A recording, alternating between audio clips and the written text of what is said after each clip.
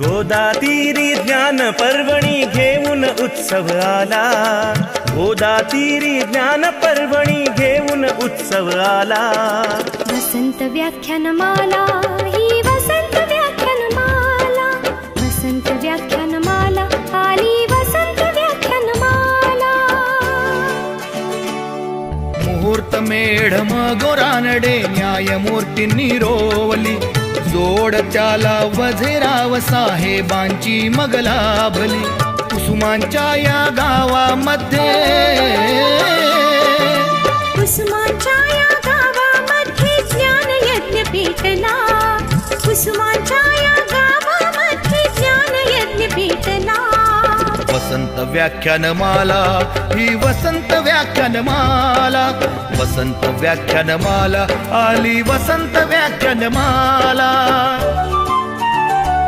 पुष्प गुंफिले सुंदर पहिले वाचस्पती भिडेनी, ज्ञान कुंभ तो प्राशन केला पुण्यवान लोकांनी। परंपरेला जगद्गुरूंचा, परंपरेला जगद्गुरूंचा आशीर्वाद लाभला, परंपरेला जगद्गुरूंचा आशीर्वाद लाभला। वसंत व्याख्यानमाला ही वसंत व्याख्यानमाला, वसंत व्याख्यानमाला आली वसंत व्याख्यानमाला।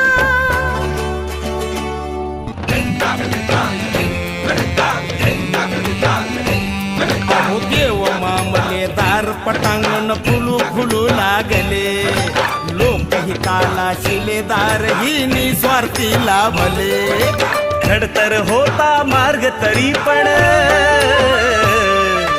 खडतर होता मार्ग तरी पण जागर ना थांबला, खडतर होता मार्ग तरी पण जागर ना थांबला। वसंत व्याख्यानमाला ही वसंत व्याख्यानमाला, वसंत व्याख्यानमाला आली वसंत व्याख्यानमाला। गांधी नेहरू सरोजिनी अंधोंडो केशव कर्वे, स्वप्न दिले स्वातंत्र्यवीरांनी स्वतंत्रतेचे नवे। स्वरलतिकेचा स्वरसागर हा, स्वरलतिकेचा स्वरसागर श्री गोदेला भेटला। वसंत व्याख्यानमाला ही वसंत व्याख्यानमाला, वसंत व्याख्यानमाला आली वसंत व्याख्यानमाला। आचार्यात्रे हिंदू हृदय सम्राट धडाडून गेले, विचारवंतांच्या प्रतिभेचे दर्शन येथे घडले। प्रबोधनाच्या नव्या युगाचा, प्रबोधनाच्या नव्या युगाचा पुरस्कार हा झाला, प्रबोधनाच्या नव्या युगाचा पुरस्कार हा झाला। वसंत व्याख्यानमाला ही वसंत व्याख्यानमाला, वसंत व्याख्यानमाला आली वसंत व्याख्यानमाला। आजचे वक्ते सन्माननीय अरुण जोशी साहेब हे अतिशय सुसंस्कृत, वैचारिक आणि कार्यशील असे वातावरण असलेल्या मुंबईच्या विलेपार्ल्यामध्ये राहिला आहेत। पार्ले टिळक विद्यालय, टिळक मंदिर, सावरकर सेवा केंद्र अशा अनेक ठिकाणी त्यांनी लहानपणापासून सहभाग घेऊन आपला संपर्क आणि सर्व समाजभिमुखता वाढवली। त्यातच वडिलांच्या समाजकार्यात सहभागी होऊन उत्कर्ष मंडळ, सोबती, सामुदायिक प्रार्थना उपक्रम, रक्तदान शिबिरे या वडिलांच्या सामाजिक कामांना त्यांनी मदत केली। आनंदाची गोष्ट म्हणजे या संस्था व उपक्रम गेली 40-50 वर्षे आजही अत्यंत सुव्यवस्थितपणे सुरू आहेत। अरुणजींनी समाज आणि देशसेवेसाठी ठोस आणि जेन्युइन काम करण्याची जडणघडण या विलेपार्ल्याच्या वातावरणातच झालेली आहे। VJTI मधून इंजिनिअरिंग झाल्यावर अमेरिकेत कना स्टेट ऑफ युनिव्हर्सिटीत त्यांनी MS करून इंटेल कॉर्पोरेशनमध्ये 14 वर्षे विविध पदावर नोकरी केली आहे आणि हाय टेक्निकल कॉर्पोरेट कल्चर आणि लीडरशिपचा खूप मोठा अनुभव त्यांना त्या ठिकाणी मिळाला. पुढे युनिव्हर्सिटी ऑफ कॅलिफोर्निया बर्कलेमध्ये MBA झाल्यावर 2 टेक्नॉलॉजी स्टार्टअप सुरू करण्यात त्यांना यश आलं. पुढे 2020-21 साली व्हॉर्टॉन विद्यापीठात डाटा आणि आर्टिफिशियल इंटेलिजन्स या विषयावर त्यांनी अधिक शिक्षण घेतलं. सध्या ते व्हिज्युलॉन इंक ही सॉफ्टवेअर कंपनी चालवतात. त्याचबरोबर इंडिक्स स्क्रिप्ट रिसर्च फोरम, रागा NXT आणि मायदेश फाउंडेशन या नॉन प्रॉफिट संस्थांतर्फे विविध सांस्कृतिक आणि सामाजिक प्रोजेक्टवर पूर्ण वेळ लक्ष ठेवून असतात. इंडिक्स स्क्रिप्टची टीम मोडी स्क्रिप्टवर AI मशीन ट्रान्सलेशनच्या प्रयत्नात आहे. अरुण जोशी यांच्या हिंदुस्थानी शास्त्रीय संगीताच्या आवडीमुळे 2016 साली रागा NXT संस्थेची स्थापना केवळ नवीन रेकॉर्डिंग व प्रोग्राम करून डिजिटल मीडियावर प्रमोट करण्यासाठी केली आहे. आत्तापर्यंत 56 नवीन फुल लेंथ क्लासिकल अल्बम्स आणि 4 कलात्मक स्टेज शोजची निर्मिती त्यांच्या संस्थेच्या मार्फत झालेली आहे आणि आपलं जे जुनं शास्त्रीय संगीत आहे त्याचं संगोपन करण्याचा एक चांगला उपक्रम अरुण जोशी यांनी सुरू ठेवलेला आहे. जोशी फाउंडेशनचे मायदेश फाउंडेशन ट्रान्सफॉर्मेशन करून आणि नवीन बोर्ड मेंबर्सची टीम करून गेली 4 वर्षे अरुण जोशी हे हिस्टॉरिक आणि कल्चरल हेरिटेज वास्तू, म्युझियम आणि जुन्या जिल्हा परिषदेच्या शाळा यांचे रिबिल्डिंग, रिस्टोरेशन आणि टोटल रिन्युएशनचे प्रकल्प त्यांनी हाती घेतले आहेत. आजच त्यांनी भगूर येथे सावरकरवाडा कशा प्रकारे माहितीपूर्ण मोमेंटम करता येईल याबद्दल रणजित सावरकर यांच्याबरोबर मीटिंग करून ते आपल्यामध्ये आलेले आहेत. नुकतंच रत्नागिरी येथे जे 200 वर्षापूर्वीचं सार्वजनिक वाचनालय आहे त्याचीही नव्याने उभारणी करण्याचं जे काम झालं त्याच्यामध्ये अरुण जोशी साहेबांचा मोठा सहभाग आहे. त्याचबरोबर विलेपार्ले येथे जे स्वातंत्र्यवीर सावरकर स्मारक आहे त्याचंही नव्याने उभारणी करण्याचं बहुमोल काम साहेबांनी केलेलं आहे.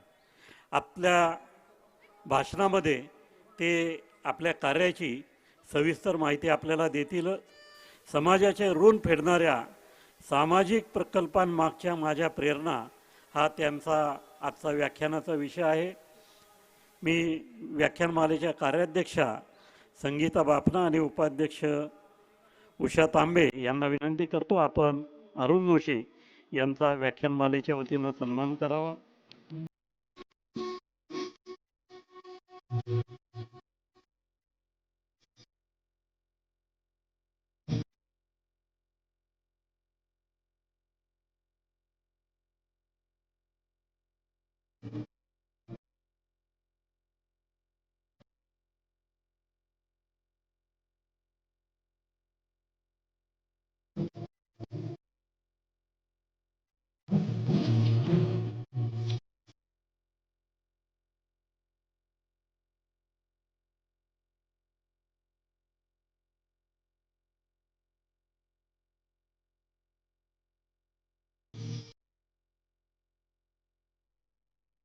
आदरणीय अरुण जोशी यांना विनंती करतो आपण आपल्या पुष्पास प्रारंभ करावा. समाजाचे ऋण फेडणाऱ्या सामाजिक प्रकल्पांमागच्या माझ्या प्रेरणा हा जोशी साहेबांचा आजचा विषय आहे. धन्यवाद. नमस्कार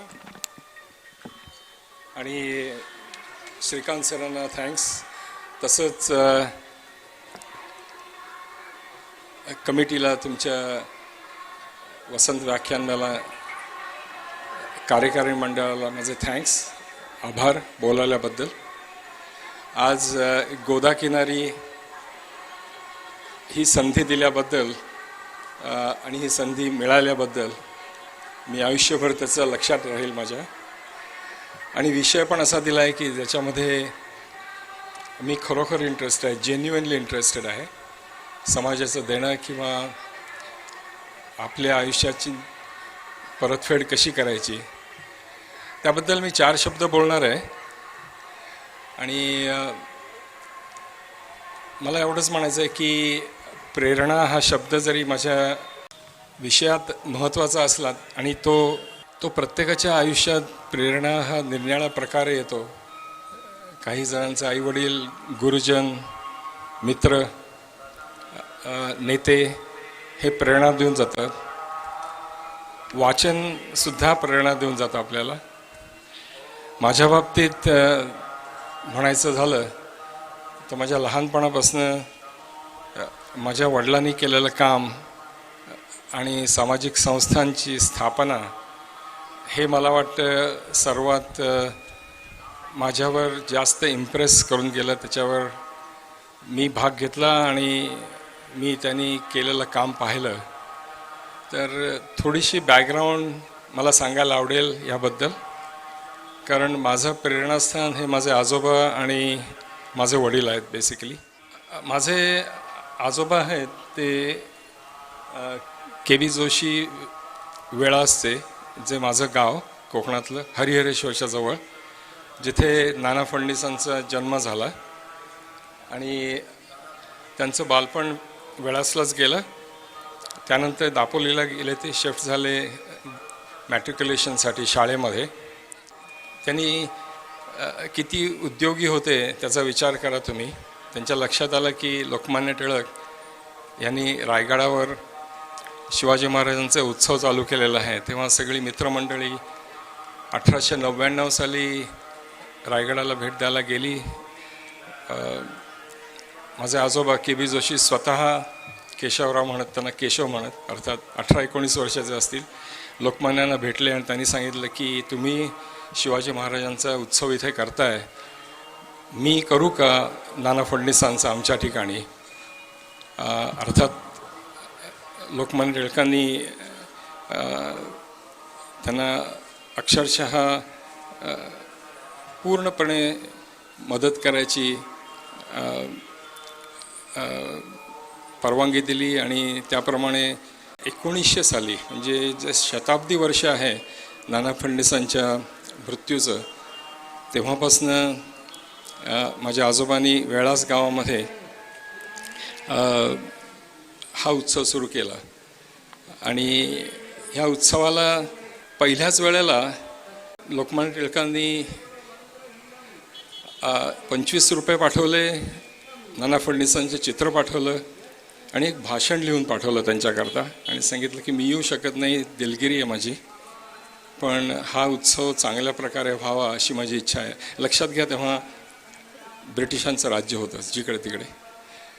तेव्हा एक प्रथा त्यांनी चांगली केली की प्रत्येक उत्सवामध्ये कुठल्या तरी स्पर्धा ठेवायच्या किंवा प्रकाशन करायचं.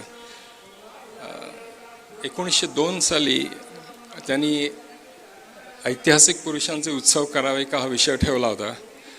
तर सगळ्या कमिटीनी, तरुण मंडळी असतील आणि स्वतः लोकमान्य टिळक असतील, त्यांनी विनायक दामोदर सावरकरांचा लेख सर्वात जास्त निवडला. तो वाचला गेला आणि आठवड्याभरातच इंग्रज सरकारने त्या लेखावर बंदी आणली, कारण तो 19 पानांचा लेख अतिशय प्रक्षोभक होता स्वातंत्र्यासंबंधी. आणि तो स्वातंत्र्यानंतर प्रसिद्ध झाला आणि तो आत्ता इंटरनेटवर अवेलेबल आहे तसं म्हटलं तर. 1903 साली, 1904 साली निरनिराळे महत्त्वाचे ग्रंथ ह्या उत्सवात झाले, पब्लिश झाले. राधारमण कवी किंवा चिंचाळकरांचा मराठ्यांच्या इतिहास, नानांचे महत्त्व, वासुदेव शास्त्री खरे यांचा नानांचा अधिकार योग, 1906 साली भानू यांनी लिहिलेलं नानांचं आत्मचरित्र, 1907 आणि 8 साली खरे शास्त्री यांचे ऐतिहासिक कागदपत्रातले 2 खंड की जे नानांवर आहेत, नाना फडणीसांवर. असे अनेक प्रकारचे पब्लिकेशन्स. तेव्हा 50 वर्ष हा माझ्या आजोबांनी उपक्रम चालवला वेळासला. अनेक महत्त्वाचे लोक ह्या लहान गावात येऊन गेले स्वतः लोकमान्य टिळक 1904 आले. दादासाहेब खापर्डे, दादासाहेब करंदीकर, नची केळकर, नर फाटक अनेक जणांची भाषणं झाली. ती सगळी त्या वर्षी केसरीमध्ये प्रसिद्ध झाली. हे करत असताना के.बी. जोशी म्हणजे माझे आजोबा विल्सन कॉलेजमध्ये शिकत होते मुंबईच्या. आणि ते शिक्षण झाल्यावर त्यांनी 1904 ते 10 सेक्रेटरिएट म्हणजे इंग्रज सरकारचा अर्थात नोकरी केली. पण 1910 साली त्यांना नोटीस मिळाली की आमच्या लक्षात आलं की तुम्ही हा उत्सव करताय, त्यातनं त्यांचं अंग काढून घ्या, नाही तर नोकरी सोडा. अर्थात आजोबांनी तेव्हा नोकरी सोडली. तेव्हा त्यांनी एक साईड बिझनेस सुरू केला होता रॉयल कमिशन एजन्सी नावाने, की ज्याच्यामध्ये त्यांनी बंगालहून बाबू अरविंद घोष यांचे वंदे मातरम दैनिक आणि बिपिनचंद्र घोष यांचं युनायटेड इंडिया नावाचं साप्ताहिक या संबंध महाराष्ट्रासाठी एजन्सीज त्यांनी घेतल्या होत्या. अनेक बंगाली विचारवंतांची त्यांची भेटगाठ झाली. त्यावेळी ते मुंबईच होते. 1911 ते 13 त्यांनी जोशी लिमय मंडळींची स्थापना केली आणि त्यात त्यांनी 1.5 ते 2 वर्ष किराणामालाचा व्यापार केला. अर्थात 21 वर्षाचे होते साधारण. सांगायचं असं की मला प्रेरणा तिथे त्यांनी केलेल्या सामाजिक कार्यात आणि सुद्धा व्यापारात, की ज्याला आपण नाव एंटरप्रेन्योरशिप म्हणतो फॉर एक्झाम्पल, तिथून मिळाली असेल कदाचित. त्यानंतर त्यांचे स्नेही एक वैद्य म्हणून अमेरिकेत गेलेले होते 1913 सालीच. त्यांनी शेतकीची अवजारं आणि पंप, पाण्याचे पंप, वॉटर पंप्स यांच्या कंपन्यांच्या भेटी घेतल्या आणि त्यांच्या लक्षात आलं की हा केशव जोशी आहे तो कदाचित एजन्सी घेऊ शकेल. त्यांनी विचारणा केली आणि मायर्स पंपांशी बोलणी झाल्यानंतर संबंध भारतासाठी माझ्या आजोबांनी एजन्सी घेतली. सुरुवातीची काही वर्ष बिझनेस वाढत होता 500 रुपयाहून. 13 सालापासून 25 सालापर्यंत त्यांनी मायर्स पंपाचं डिस्ट्रीब्युशन केलं संबंध भारतभर. मुंबई शोरूम, कराची, दिल्ली, कलकत्ता, मद्रास सगळीकडे शोरूम्स आणि ऑफिसेस होती त्यांची. अनेक लाखापर्यंत त्यांचं विक्री होत होती वर्षाची. काही इंटरेस्टिंग गोष्टीमुळे जिथे त्यांचे मेव्हणे लिमये म्हणून कामाला जे होते त्यांनी इंटरव्ह्यून करून मायर्स पंपाची एजन्सी स्वतःकडे घेतली. पण ते एका अर्थी मला वाटतं बरंच झालं. म्हणजे ह्यांना वाटलं असेल आजोबांना, पण त्याच वेळेला लोकमान्य टिळकांनी आणि औंधचे राजे यांनी के.बी. जोशींना सांगितलं की आता किर्लोस्करांशी तुम्ही बोलायला सुरुवात करा, की जे नांगर, शेती अवजारे आणि खुर्च्या तयार करतात. तर अनेक प्रकारची पंपाची ड्रॉइंग्स माझ्या आजोबांनी किर्लोस्करांना दिली आणि त्यांनी 1925 साली संबंध भारताची किर्लोस्कर पंपाच्या डिस्ट्रीब्युटरशिप मिळवली. बराच खर्च केला त्यांनी. त्याच्यामध्ये सर्वात इंटरेस्टिंग म्हणजे अनेक स्टेशनामध्ये किर्लोस्कर पंपाची त्यांनी ॲडव्हर्टायझिंग केली. म्हणजे 20,000 रुपयापासून 80,000 रुपयापर्यंत ॲडव्हर्टायझिंग किर्लोस्कर पंपाची त्यावेळेला झाली 1915 ते 1920 ह्या कालखंडात. त्यानंतर 1930 ते 41पर्यंत त्यांनी इतर सर्व प्रकारचे पंप विकायला सुरुवात केली. याचं एक माझ्या लक्षात येतं की त्यांच्या अनेक ठिकाणी अनेक व्यापाऱ्यांशी, अनेक मराठी उद्योजकांशी खूप मोठ्या प्रमाणात भेटी होत्या. आणि तेव्हा त्यांनी साहजिकच ठरवलं की मराठी माणसाला व्यापारात घेण्यासाठी एक प्रकारच्या संस्था किंवा आपण हल्ली त्याला चेंबर ऑफ कॉमर्स म्हणतो सुरू करायची जरूर आहे. तेव्हा 22 साली त्यांनी पहिल्या महाराष्ट्र व्यापारी परिषदेचे ते स्वागत अध्यक्ष होते. त्यांनी मोठं लेक्चर दिलं. त्यांची आत्तापर्यंतची जी भाषणं आहेत ती छापलेली आहेत. ती मला फार आश्चर्य वाटतं. तेव्हाचा काळ असेल तो, की पुस्तिकेच्या रूपाने ती 10-15 पानाची भाषणं छापायचं ते. आणि ती आता माझ्याकडे भाषणं, निरनिराळ्या प्रकारची भाषणं, अतिशय उद्बोधक आहेत ती भाषणं, की मराठी माणसांनी व्यापार कसा करावा, आपली आणि ब्रिटिश किंवा परदेशी लोकांची वागणूक कशी असावी वगैरे वगैरे बऱ्याच गोष्टी लिहिल्या त्यांनी. आणि तेव्हा अशा ह्या वार्षिक सभा व्यापारी परिषदा होत असताना 27 साली जेव्हा ती पुण्यामध्ये भरली तेव्हा त्यांच्या भाषणामध्ये त्यांनी महाराष्ट्र चेंबर ऑफ कॉमर्स ह्याची स्थापना करायची आयडिया सांगितली. आणि ती 17 सप्टेंबरला महाराष्ट्र चेंबर ऑफ कॉमर्स 1927 साली सुरू झाली. ते अजून आहे चालू, अर्थात मुंबईला. त्याचबरोबर आजोबा निरनिराळ्या ठिकाणी मी मराठीत सांगायचा प्रयत्न करतो. Lot of time I only speak in English by the way, पण आता मला 30 मिनटं मराठीत बोलायचं आहे. So let's be little bit careful. सहसंस्थापक होते ते. डेक्कन मर्चंट कोऑपरेटिव्ह बँकेचे अध्यक्ष होते. डेक्कन मर्चंट असोसिएशनचे अध्यक्ष होते 28 सालापर्यंत. स्वदेशी वस्तू प्रचारणी सभा, मुंबईच्या ब्राह्मण सभेचे सहसंस्थापक वगैरे अनेक ठिकाणी त्यांनी लीडरशिप दाखवली, ज्याच्यामध्ये त्यांचा अनुभव त्यांना आला. जवळजवळ त्यांनी 30 वर्ष बिझनेस केला अतिशय सक्सेसफुली माझ्या मते. आणि इतर उद्योजकांच्या पेक्षा माझे वडील आणि त्यांचे भाऊ हे काही बिझनेसमध्ये इंटरेस्टेड नव्हते. Very interesting. नाहीतर हा पुढे चालला असता. अर्थात नाव पण त्याचं के.व्ही. जोशी अँड सन्स होतं, पण सन्स काही आले नाहीत. पण सांगायचं असं म्हणजे की माझे वडील जास्त करून त्यांच्याकडनं सामाजिक कार्यात काय घेता येईल हे त्यांचं लक्ष त्याच्यात होतं जास्ती. काही चित्र आहेत आता त्यांनी के.व्ही. जोशींनी प्रसिद्ध केलेली. 50 वर्ष जो नाना फडणवीसांचा सोहळा झाला त्याचंही संबंध मोठं पुस्तक आहे. सगळी भाषणं आहेत त्याच्यामध्ये. त्यांनी 1905 साली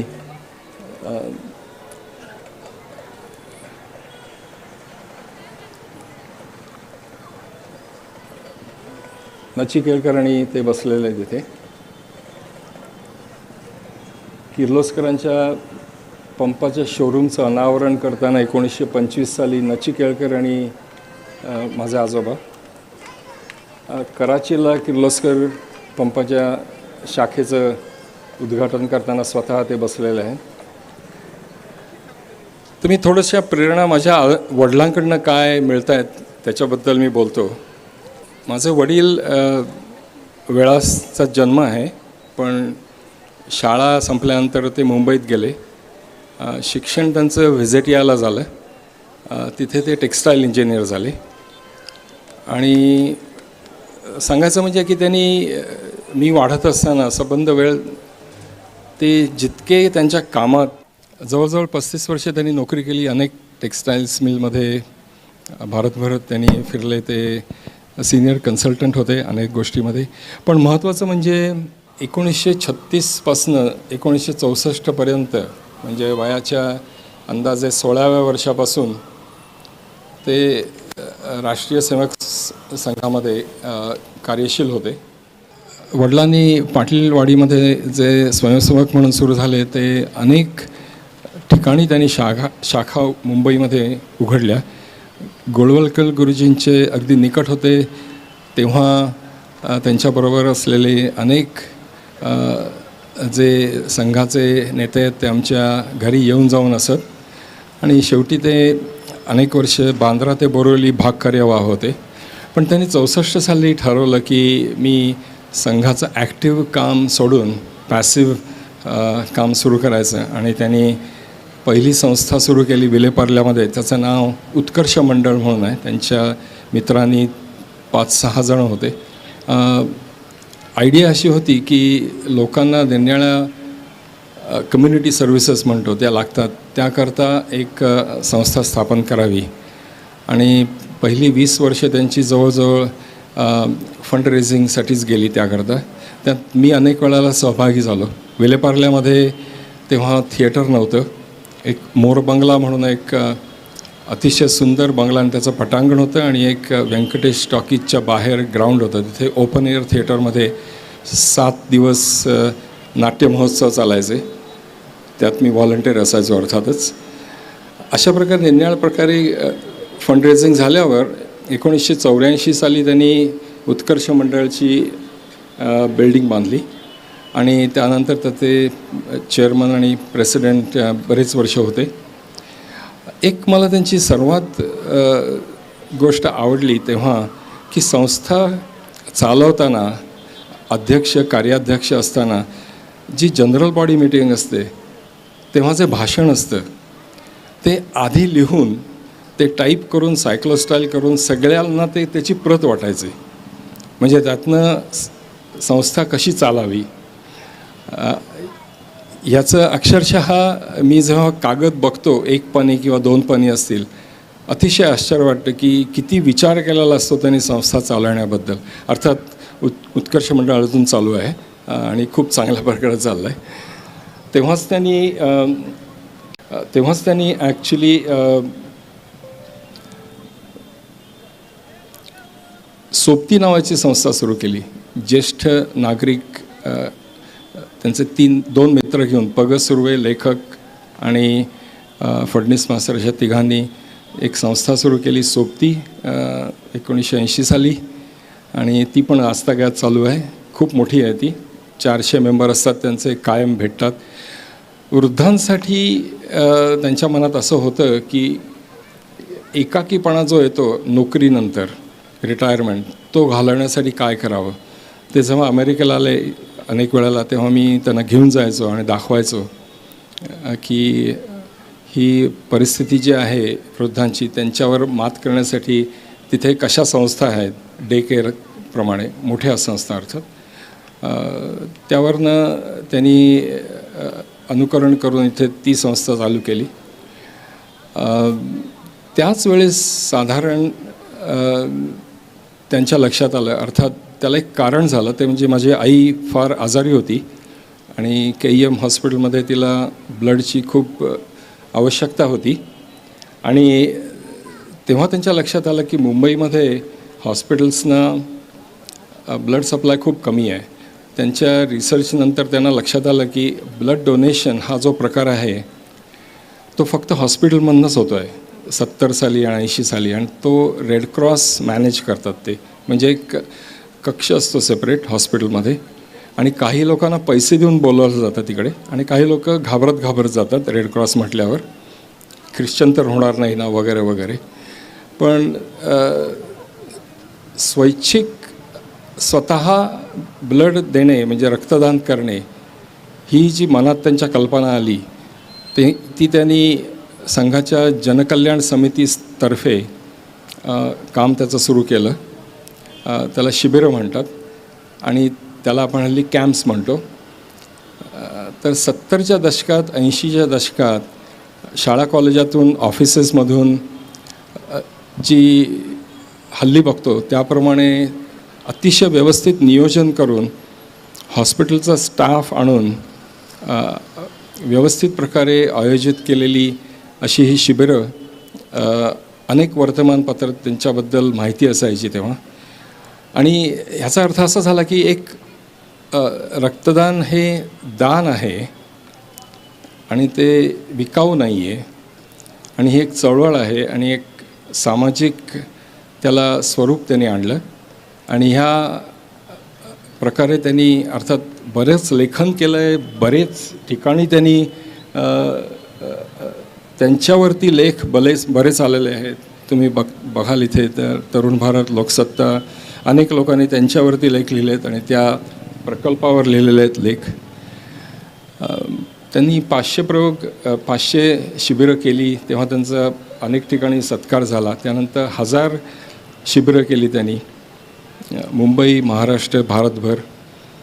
त्यांना प्रेसिडेंट्स मेडल मिळालं तेव्हा. ते अर्थात थांबले नाहीत, ते मोजत नव्हते.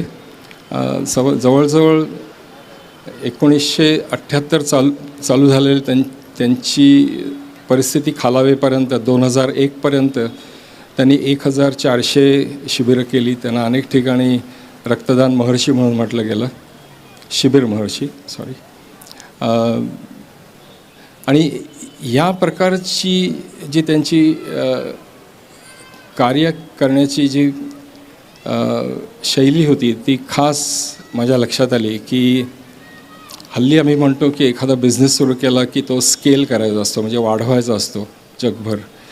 त्यांनी त्याच्यामध्ये फार लक्ष घातलं. त्यांना मॅनेजमेंट प्रिन्सिपल्स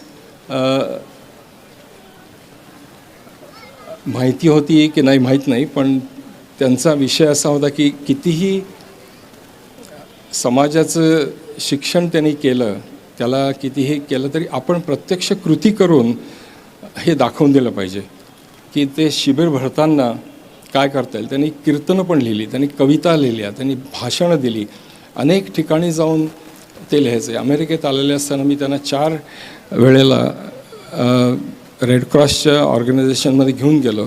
त्यांनी कंप्लीट स्टडी केला की रक्ताचं सेपरेशन कसं करतात, त्याची साठवणूक कशी करतात, ट्रान्सपोर्टेशन कसं करतात. पुढे त्यांनी शुक्रवार पेठेमध्ये पुण्याला जनकल्याण समितीमध्ये एक मजल्याला सबंध उपकरणं भेट देऊन अतिशय सक्सेसफुली ती ब्लड बँक आत्ता चालू आहे. अर्थात जनकल्याण समितीच्या 18 शाखा आहेत महाराष्ट्रभर ब्लड बँक म्हणून. पण त्यांनी विविध प्रकारे हा चालू ठेवला. आता अर्थातच सांगायला नकोच की अनेक ठिकाणी ब्लड डोनेशन कॅम्प्स होतात. आता 14 जूनला जागतिक ब्लड डोनेशन दिवस आहे आणि 17 जूनला त्यांचा वाढदिवस आहे, जवळ आहे. त्यामुळे आम्ही पण काही कॅम्प्स करू.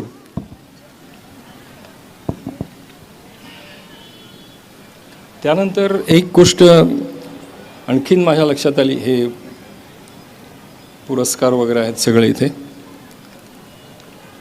सोबती संस्थेची स्थापना आणि त्याच्यावर सुद्धा त्यांनी सेवानिवृत्तांच्या समस्या काय आणि आजोबांचा वाढदिवस, त्याच्यात त्यांनी फार छान गोष्ट केली होती सोबतीमध्ये की कोणाचाही वाढदिवस असेल, काही वेळाला घरचे लोक विसरतात की वयस्कर लोकांचा वाढदिवस आहे, तर 10 ते 15 मित्र सकाळी 6 वाजता ते 6:30 वाजता गुलाबाची फुलं घेऊन आठवण करायला जायचे. असं म्हणा किती छान वाटत असेल वृद्धांना की घरी माझ्या हॅपी बर्थडे सांगायला किंवा वाढदिवसाच्या शुभेच्छा द्यायला कोणीतरी प्रत्यक्ष आलं आहे आणि ते सगळे माझे मित्र आहेत. अशा अनेक प्रकारचे त्यांनी त्याच्यामध्ये विचार आणले.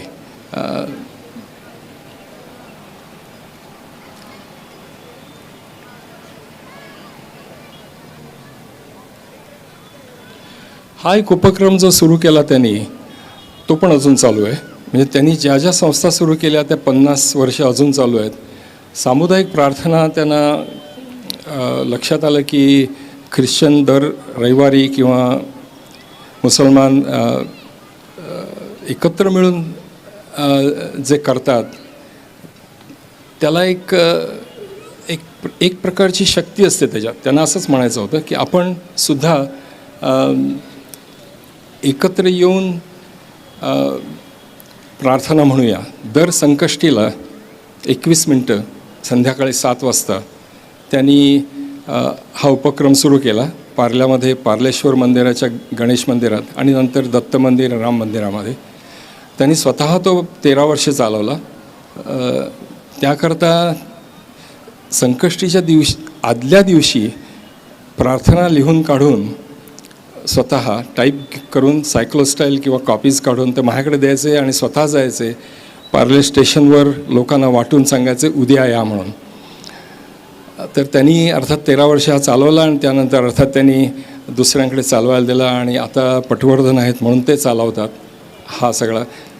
तर सामुदायिक प्रार्थना ही जी कल्पना आहे त्याच्यावर त्यांनी अनेक प्रकारची नवाकाळमध्ये हा उपक्रम काय आहे, विचार, आचार, मंत्र, अनेक प्रकारचे आणि अशा प्रकारचं ते लिहायचं की काय होणार आहे. हा 13वा वर्षाचं आहे पार्लेश्वर गणेश मंदिरामध्ये.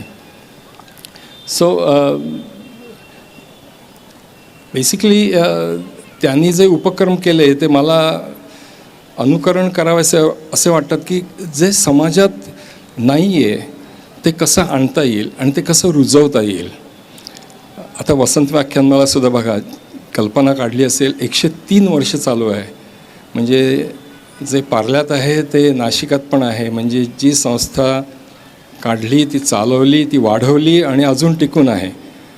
या प्रकारचं जर तुम्ही जो संदेश दिलात आणि सुरुवातीलाच त्या प्रकारे त्याची घडण केली, अर्थात त्या प्रकारे मी पण अनेक वेळेला विचार करतो आणि that is I can call my Prerna basically. कारण या प्रत्येक गोष्टीमध्ये त्यांनी जो विचार आणला करण्यामध्ये तो नवीन होता. म्हणजे रक्तदान शिबिर हे घेताना हॉस्पिटलमधून बाहेर आणणं त्याला आणि पब्लिक प्लेसमध्ये करायचं 70च्या आणि 80च्या दशकात आणि अनेक करून रक्ताची जी नीड आहे ती कमी करायची हॉस्पिटलना सप्लाय करून.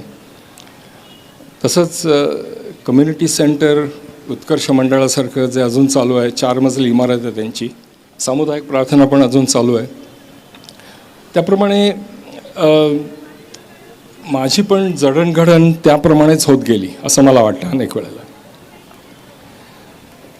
सो मी पण काही संस्था सुरू केल्या आहेत अर्थात, त्याबद्दल मी थोडंसं बोलतो आत्ता आणि मग भाषण संपवतो. पण मी अमेरिकेत असताना 3 एक संस्था सुरू केल्या, त्या चालू आहेत. अर्थात मराठी मंडळ मी सुरू केलं 1990 साली जिथे राहत होते तिकडे. त्यानंतर एक एंटरप्रेन्योरशिप ग्रुप आहे खूप मोठा, त्याची एक ब्रँच मी काढली आमच्या गावामध्ये 2008 साली, ती अजून व्यवस्थित चालू आहे. नंतर वर्ल्ड अफेअर्स काउन्सिल की जी 60 वर्षे जुनी अमेरिकेतली संस्था आहे, त्याच्यातमध्ये मी ट्रस्टी होतो 7 वर्ष आणि बोर्ड मेंबर होतो. अनेक कार्यक्रम केले.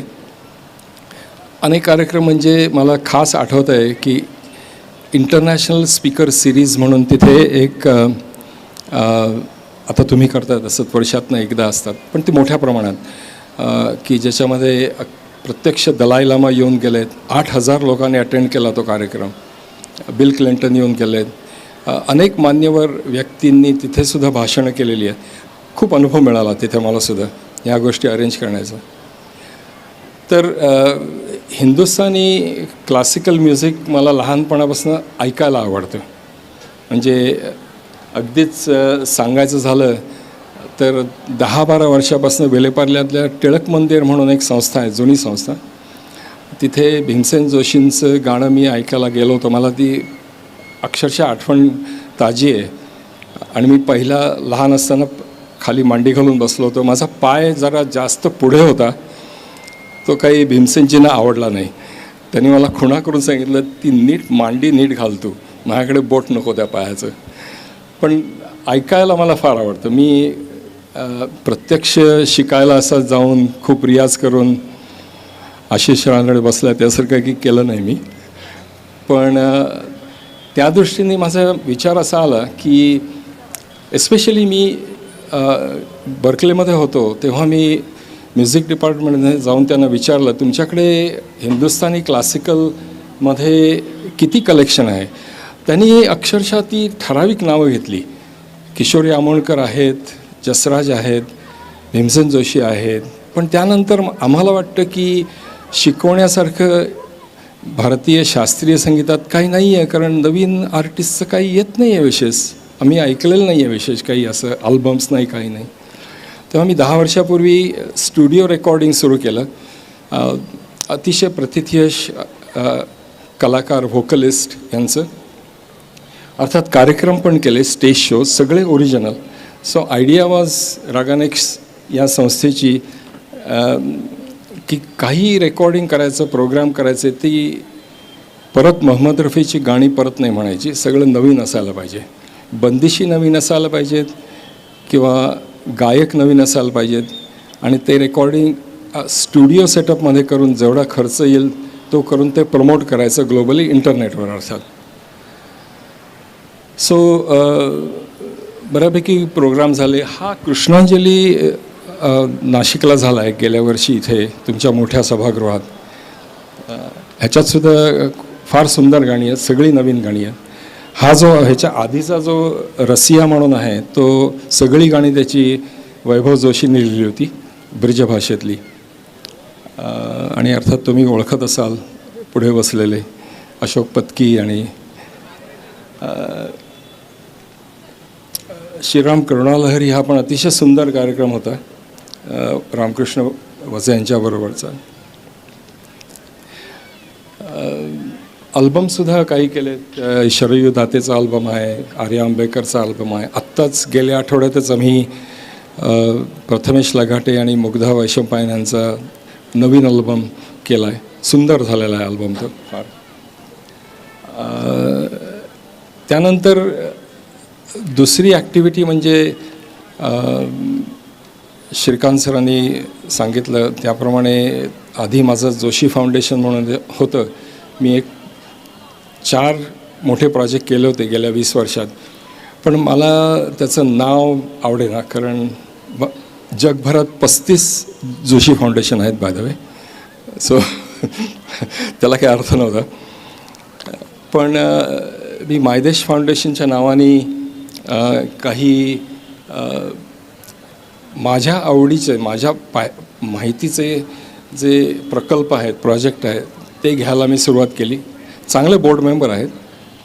कौस्तुभ गद्रे, राजन जोग, डॉक्टर संजय कुलकर्णी आणि सुबोध भावे असे आमचे बोर्ड मेंबर आहेत. कार्यशील आहेत, खूप मदत करतात. त्यांच्याशिवाय काही प्रोजेक्ट होऊ शकत नाही.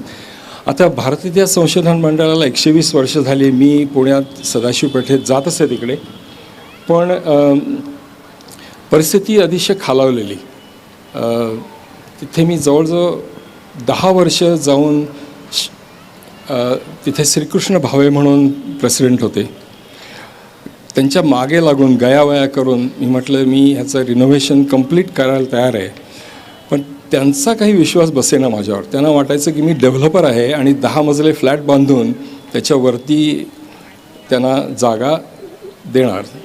ते काही पण अनफॉर्च्युनेटली कोविडमध्ये त्यांचं निधन झालं आणि माझे मित्र प्रदीपदादा रावत BJPचे एक्स MP ते आता प्रेसिडेंट आहेत, त्यांनी ताबडतोब परवानगी दिली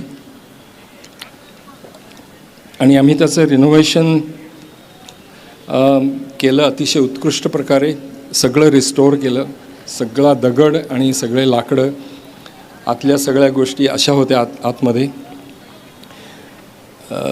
अतिशय सुंदर हे झालेलं आहे कार्य आणि ह्याच्यामध्ये ऑडिओ सिस्टीम आहेत व्यवस्थित, सिटिंग चांगलं आहे.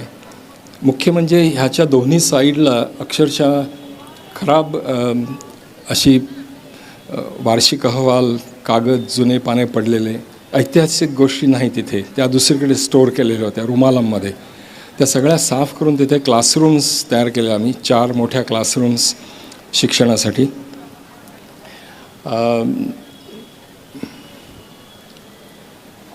आणि अर्थात खूप कष्ट करून खूप माहिती घेऊन तिथे बाबासाहेब पुरंदरे यांनी किंवा गह खरे किंवा सरदार मेहेंदळे किंवा अनेकांनी म्हणजे जवळजवळ 48 संशोधक इथे काम करून गेलेले आहेत.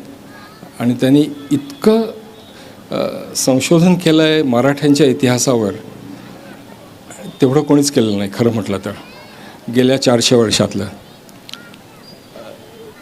तर हा जो प्रोजेक्ट आहे तो आम्ही गेल्या वर्षी 25मध्ये इनॉग्युरेट केला आणि त्यानंतर आता मोठा म्युझियम करावा अशी त्यांची अपेक्षा आहे माझ्याकडून, की ज्याच्यामध्ये त्यांचं कलेक्शन आहे. तुम्हाला आश्चर्य वाटेल, त्यांच्याकडे 25 लाख मोडीचे कागद आहेत, फरमानं आहेत, शिवाजींची पत्रं आहेत,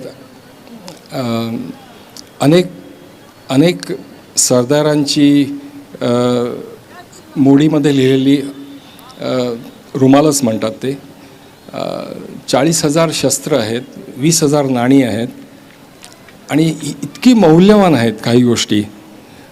तर ह्या संशोधकांनी जर ठरवलं असतं की ह्यातलं काहीतरी थोडंसं विकायचं, त्यांना केवढा तरी पैसा मिळाला असता. पण ती इतक्या गोष्टी त्यांच्या ज्या आहेत त्या चांगल्या प्रकारे मांडायला पाहिजेत. तर तो एक प्रोजेक्ट मी घेतो आहे आत्ता. हे सावरकर सेवा केंद्र विलेपार्ल्याचंच तसं मोडकळीला आलं होतं खूपच 40-45 वर्षात. तसं म्हटलं तर एक प्रॉमिनंट प्लेस आहे की जिथे चांगले कार्यक्रम व्हायचे. पण तिथे कंप्लीट रिनोव्हेशन करून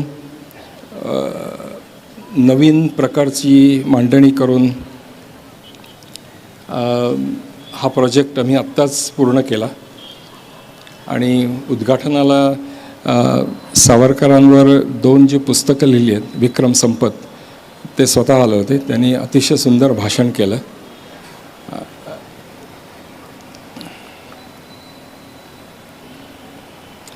आतमध्ये सुद्धा बऱ्यापैकी खराबी होती.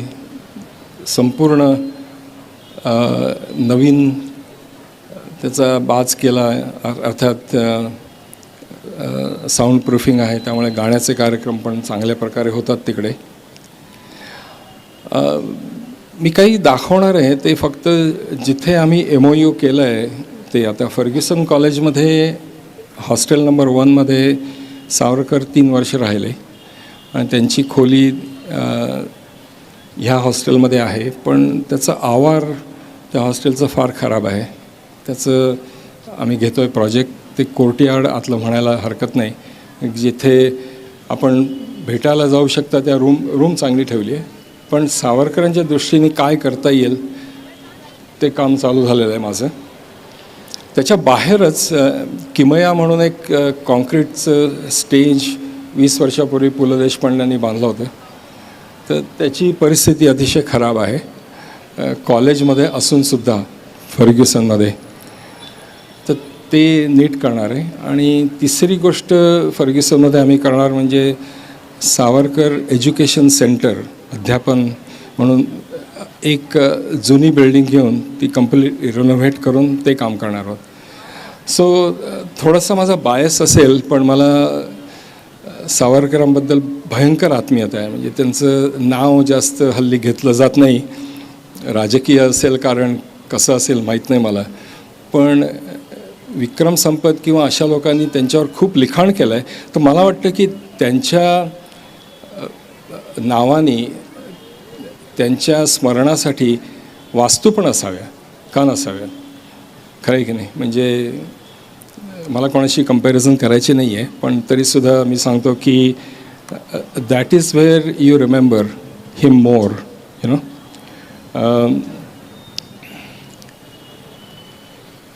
हा रत्नागिरीचा प्रोजेक्ट फार इंटरेस्टिंग आहे. तिथे 1828 साली ब्रिटिशांनी बांधलेलं वाचनालय, मराठी नगर वाचनालय, त्याचं रिनोव्हेशन करून हल्ली काय असतं, ही जुनी वस्तू इतकी मोक्याच्या ठिकाणी आहे रत्नागिरीला, कलेक्टरच्या ऑफिसची शेजारी होती.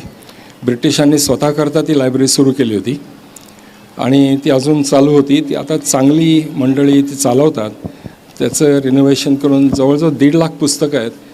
तिथे टिळक स्वतः, टिळकांचे वडील, टिळकांचे आजोबा सगळेजण गेलेले आहेत आणि सगळे महाराष्ट्रातले प्रथितीय लेखक रेफरन्ससाठी जातात. 200-200 वर्ष मराठी, जुनी मराठी पुस्तकं आहेत तिथे.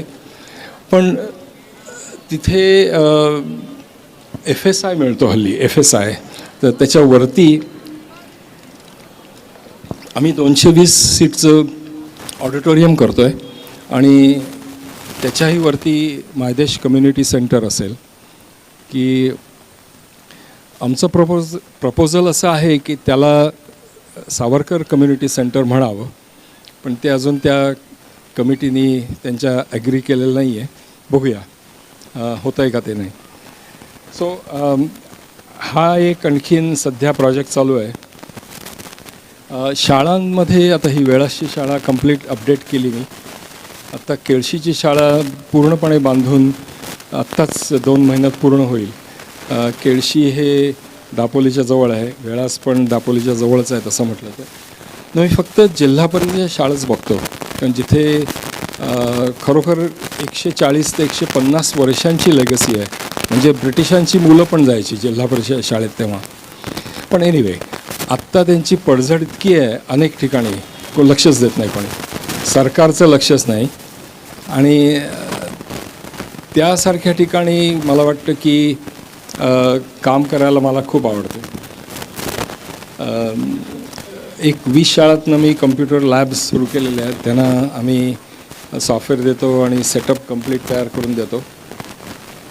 हा एक माझा पूर्वीचा प्रोजेक्ट आहे. मी जोशी फाउंडेशन असताना कर्वे इन्स्टिट्यूटचे, महर्षी कर्वे इन्स्टिट्यूट जी आहे पुण्याला, तिथे मुलींसाठी कॉलेज बांधलं आणि ते अजून अर्थात चालू आहे चांगलं, कमिन्स कॉलेजच्या शेजारीच. तेव्हाचा फोटो आहे. सो थोडक्यामध्ये मला काही गोष्टी दाखवायच्या होत्या आणि माझ्या ह्या प्रेरणा कुठून येतात, अर्थात त्याच्यामध्ये हे समाजाचं देणं आहे. मला अपेक्षा काही नाही आहे, समाधान आहे. आणि अपेक्षा म्हटली तर एवढीच आहे की ह्या प्रकारच्या प्रोजेक्ट्समधनं जे समाजाला मिळतं आहे त्याचा त्यांनी वापर करावा चांगल्या प्रकारे. आणि त्यामुळे जर आपलं संघटन वाढत असेल, आपली राष्ट्रीय अस्मिता वाढत असेल, तर त्या दृष्टीने काय करता येईल, हा एवढंच मी विचार करतो की जुन्यातून काय शिकता येईल आणि जुन्या ज्या संस्था असतील त्यांना पाठबळ कसं देता येईल, त्यांना मॅनेजमेंट कन्सल्टिंग काय करता येईल, नवीन कार्यकारिणी मंडळाला काय मदत करता येईल, ह्या सगळ्या गोष्टीचा आम्ही विचार करतो प्रत्येक ठिकाणी. आणि त्यांना थोडे चांगली जागा द्यायमुळे अर्थात ऑब्व्हियसली आता अर्थात मी काही सांगितलं नाही ते म्हणजे बेनी सरांनी सांगितलं. आम्ही आत्ता भगोरला थांबून रणजित सावरकर आणि म्हणजे मराठ्यांची मोठी मीटिंग झाली. सावरकरवाड्या हा कशा प्रकारे चांगला करता येईल की जिथे एज्युकेशनल माहिती, सावरकरांचं बालपण आणि मॉन्युमेंट म्हणून कसं करता येईल याचा आम्ही विचार केला. तर त्याला मी परवानगी दिली त्यांना की आम्ही ते घेऊ काम, म्हणजे माझं नाशिकला येणं वाढणार आहे ह्याचा अर्थ. सो आपण सगळेजण आलात आणि 4 शब्द ऐकलेत याबद्दल आपले आभार. आणि अर्थात कार्यकारी मंडळ आणि बेणी यांचे यांना थँक्स. थँक्यू.